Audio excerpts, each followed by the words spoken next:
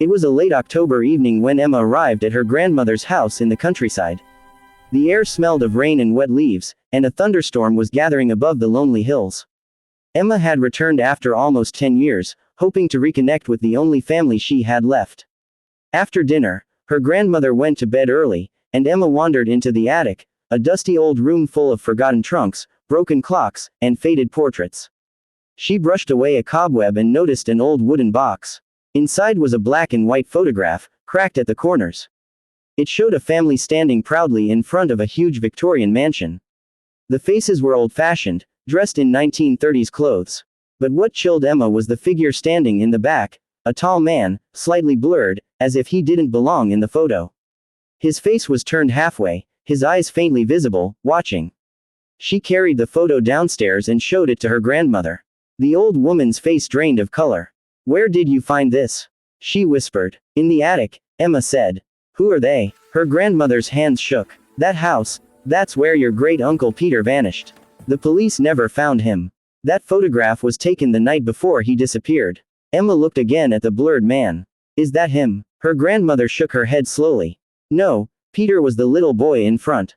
That man, nobody knew who he was. But he appeared in every family photograph, always standing at the back, always blurred." A shiver crawled down Emma's spine. She placed the photo on her bedside table before sleeping. At midnight, a faint whisper woke her. It was gentle, almost human. "Emma." She froze. The sound seemed to come from the photograph.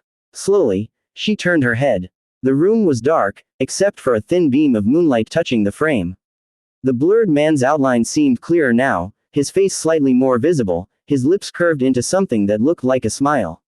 Emma gasped, turned on the light, and the whisper stopped. The next morning, curiosity won over fear. She asked her grandmother where the mansion was. "It's at the edge of Hawthorn Woods," her grandmother said reluctantly. "But don't go there. It's been abandoned for years." Of course, Emma went anyway. The mansion stood half collapsed, its windows shattered, its roof sinking under moss and vines. Inside, every step echoed. She explored room after room, empty furniture, tattered curtains, peeling wallpaper.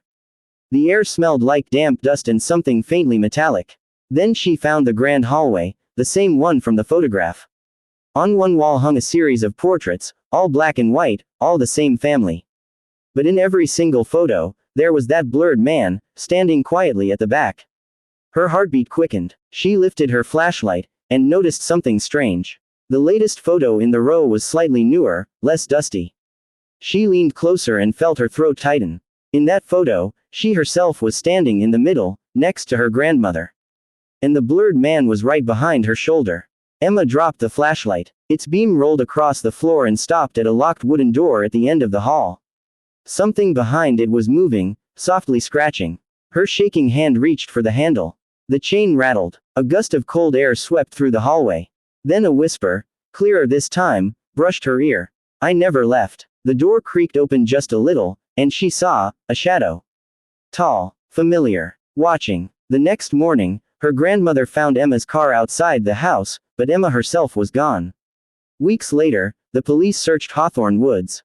Inside the mansion, they found only dust, silence, and on the wall, a new photograph.